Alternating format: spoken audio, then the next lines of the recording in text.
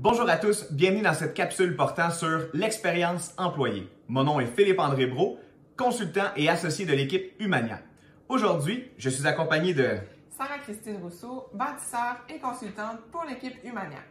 L'équipe Humania, c'est une firme de consultants en gestion des ressources humaines qui vient en aide aux PME du Québec. Aujourd'hui, on va répondre à quelques questions portant sur l'expérience employée. On débute d'abord par celle-ci. C'est quoi l'expérience employée? En fait, c'est très simple. C'est le cumul des émotions et des choses qu'on ressent dans le cadre de notre travail. Comment on fait pour savoir si c'est positif l'expérience employée d'une personne? Bien, pour ça, on va se mettre dans une situation qu'on a tous déjà vécue. On n'a qu'à penser à un party de famille. Et là, il y a mon oncle Jean-Guy qui vient nous voir, puis il finit par nous demander la fameuse question « Puis, comment ça va à job? » Quelqu'un pour qui l'expérience employée est positive, il va pouvoir en parler, ça va être facile, ça va couler tout seul. Quelqu'un pour qui c'est neutre, ben c'est pas compliqué, il parlera presque pas. Il va dire, bah, la routine, hein, la fameuse routine. Quelqu'un pour qui c'est négatif, il va en parler. Ah, ça, il n'y a pas de doute, il va en parler, mais pas de la façon dont on veut qu'il en parle. Donc, c'est tout le cumul de ces petits détails-là qui va faire en sorte que les gens vont vouloir parler davantage de leur expérience employée. Là, je vous entends déjà, vous allez me dire, ah oui, mais Philippe-André, ça demande un gros budget pour faire ça. Bien, à ça, je vais vous répondre que de créer un effet wow, c'est pas mal plus éphémère que de créer un effet qui est basé sur des émotions, quelque chose de senti. Prenons par exemple le cinéma américain versus le cinéma québécois. C'est sûr et certain qu'au niveau américain, les budgets sont astronomiques. Par contre, au Québec, ce qu'on a, c'est du talent et on est capable d'aller chercher les émotions. Donc, les entrepreneurs, ma recommandation, comme les acteurs québécois, je vous conseille de jouer sur l'authenticité et de jouer sur les vraies émotions. C'est là que vous allez être le plus gagnant avec vos employés. Où et quand se vit l'expérience employée? L'expérience employée, ça se vit à tous les jours et à tous les moments, à travers le cycle de vie complet que traverse l'employé, et ce, avant son arrivée à l'emploi jusqu'à son départ. Et oui, il est possible que l'employé vous quitte.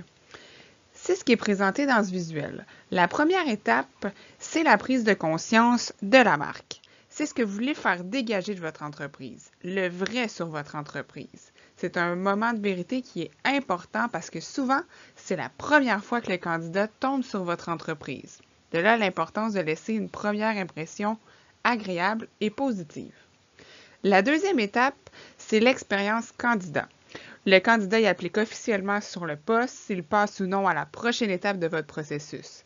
Il est donc important de le gérer à travers son expérience et ce jusqu'à la fin de son propre processus. Parce qu'il est clair qu'il va retenir comment il s'est senti dans celui-ci. La troisième étape, c'est l'embauche officielle, l'accueil et l'intégration. Ça part d'avant même sa première journée à l'emploi jusqu'au suivi de son plan d'intégration personnalisé. La troisième puis la quatrième étape, elles s'entrecroisent parce que la quatrième étape, qui est nommée la vie de l'employé, débute à partir du moment où l'employé intègre concrètement votre organisation, puis ça constitue tout ce qu'il va vivre dans son quotidien au travail. Donc, c'est pas rien. Finalement, la cinquième étape, c'est la fin du lien d'emploi. Oui, il y a plusieurs situations qui peuvent mener à cette étape-là, mais ce qui est important de retenir, c'est qu'un employé qui quitte va raconter son histoire et l'expérience qu'il a vécue chez vous. Donc, son style d'ambassadeur dépendra beaucoup de son expérience à l'interne chez vous, qui inclut cette dernière étape. En résumé, l'expérience employée se vit partout et à travers toutes les étapes du cycle de vie de l'employé. Qui fait vivre l'expérience employée au quotidien? Eh bien, la réponse à ça, c'est de dire que tout le monde a une responsabilité pour faire vivre l'expérience employée à tous les moments, à tous les jours, dans l'organisation. Ça part à la base de tout ce qui est la vision de l'expérience employée. Donc, on pense entre autres à la présidence et de l'équipe de gestion qui établit les balises de l'expérience employée, de comment on veut qu'elle soit vécue à l'interne. Donc, on fixe des éléments et on communique alors cette vision-là à nos gestionnaires et à nos employés et on s'assure de la faire descendre jusqu'au plancher. Ensuite, c'est le rôle des gestionnaires d'entrer en jeu. Leur objectif à eux, c'est de s'assurer que les bottines suivent les babines, c'est-à-dire ce qu'on a annoncé dans nos balises, dans toute la vision qu'on a de l'expérience employée, c'est de s'assurer que ça soit vécu au quotidien. Donc, de s'assurer aussi que ce qu'on a vendu aux candidats avant même qu'ils intègrent notre organisation, c'est réellement ce qui est vécu sur le terrain. On parle alors de transparence. Pour ce qui est des employés, eux, leur rôle à jouer, eh bien, c'est d'incarner au quotidien tout ce qui est valeurs et comportements clés qui ont été établis dans les balises fixées par notre vision d'expérience employée. C'est aussi d'accueillir chaleureusement les employés lors de leur arrivée, de collaborer avec les collègues, d'arriver heureux au travail, de donner leur juste aussi sur notre senti. Ça permet alors aux autres de vivre aussi une belle expérience employée. Donc, l'importance se joue beaucoup au niveau de la transparence. Mais ce qui est important de retenir, c'est vraiment que tout le monde dans l'organisation a un rôle à jouer pour faire vivre l'expérience employée au quotidien. Sarah Christine a déjà abordé le cycle de vie de l'employé à partir du moment où il songe à rejoindre les rangs de l'organisation et le moment où il quitte, mais concrètement, ça représente quoi au quotidien? Dans le tableau affiché à l'écran, vous voyez quelques exemples des endroits où l'environnement a une influence sur l'expérience employée. En guise de comparaison, voyons ça comme un indicateur de niveau d'essence ou de batterie pour les adeptes de véhicules électriques. Cette jauge, c'est un indicateur du niveau de bonheur pour l'employé. Si l'employé avait une note sur 10 à placer pour chacun de ces éléments, et ce sont loin d'être les seuls, soit dit en passant, à quoi ressemblerait votre bulletin? Là où ça devient intéressant, c'est qu'entre chaque individu, les facteurs d'importance varient. Par exemple, deux collègues qui s'entendent bien et qui sont performants dans ce qu'ils font pourraient vous donner une note très intéressante sur les gestionnaires, les collègues, la direction. Par contre, le premier donne une très bonne note pour la rémunération et le second, lui, sait que dans son réseau, les gens qui ont un emploi similaire au sien sont mieux rémunérés, donc il donne une note qui est plus faible au niveau de la rémunération. Lorsqu'on fait le cumul de tous les scores de satisfaction du niveau de bonheur de nos employés, on obtient un bulletin qui nous confirme où nous sommes bons et où nous pourrions nous améliorer. Si on remarque qu'à travers le temps, ce sont toujours les mêmes éléments qui sont nos points faibles, un changement de culture s'impose. Comment fait-on alors pour transformer un élément qui nécessite des améliorations? On met en place des stratégies RH à long terme, on se donne une vision et on la communique aux employés pour qu'ils puissent y adhérer et constater les effets positifs à long terme.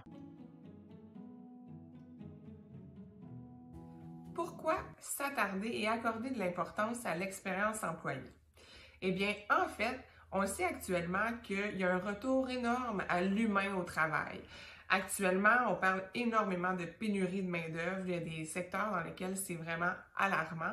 Et dans l'une de ses conférences de presse en novembre 2021, le ministre Bollé a annoncé qu'on était loin du creux de la vague. Actuellement, à travers la population, on a 64% qui représentent la population active et en 2030, on estime qu'on sera à seulement 60%. Donc, une nette diminution. Donc, c'est important de s'attarder aux facteurs qui contribuent positivement à l'expérience employée et à la mobilisation des employés pour s'assurer de les fidéliser, de les retenir, puis de travailler sur les éléments qui ont une importance capitale pour eux. Dans une étude qui a été faite en 2017 par Deloitte Press, on énonce que les facteurs qui contribuent positivement à l'expérience employée sont les suivants. On parle d'accorder puis d'assurer d'avoir un sens au travail des employés, donc leur donner du sens, qui est très, très important même, depuis toujours. On parle aussi de s'assurer que le gestionnaire est présent au quotidien, présent dans sa façon d'être, dans son ouverture, donc la gestion un peu en mode porte ouverte. On accorde aussi beaucoup d'importance à avoir un environnement positif et un environnement qui se veut harmonieux. Il y a une importance aussi qui est accordée beaucoup à tout ce qui est opportunité de carrière ou opportunité de développement. Donc, développer l'individu dans sa fonction, élargir ses tâches, lui donner plus de responsabilités. Donc, de se sentir, tout cela revient aussi au sens et à la progression. Et puis, comme dernier facteur qui ressort de cette étude-là, eh bien, c'est tout ce qui est lié à l'authenticité et à la confiance. Donc, d'être transparent, de partager les bonnes choses, de dire la vérité, de ne pas cacher de l'information, puis de donner un horizon dans le temps. Alors, c'est de là pourquoi il est vraiment important d'accorder de l'importance à l'expérience employée pour jouer sur la mobilisation, la fidélisation et faire en sorte qu'on donne les bons outils et on répond concrètement aux besoins des employés. Voici ce qui met fin à notre capsule sur l'expérience employée. Donc, dans cette capsule-là, on vous a parlé de l'expérience employée sous l'angle de mobilisation, de la fidélisation et le fait de satisfaire les employés. D'ailleurs, si vous voulez peut-être aller plus loin au niveau de vos connaissances en marque employeur ou en expérience employée, sachez que l'équipe Mania offre une formation de 3 heures sur l'expérience employée, donc qui serait la suite ou le complément à la capsule que vous venez tout juste de regarder. Et puis, nous offrons également un outil de diagnostic sur la marque employeur qui est un premier pas qui peut vous aider justement à aller plus loin dans cette réflexion-là.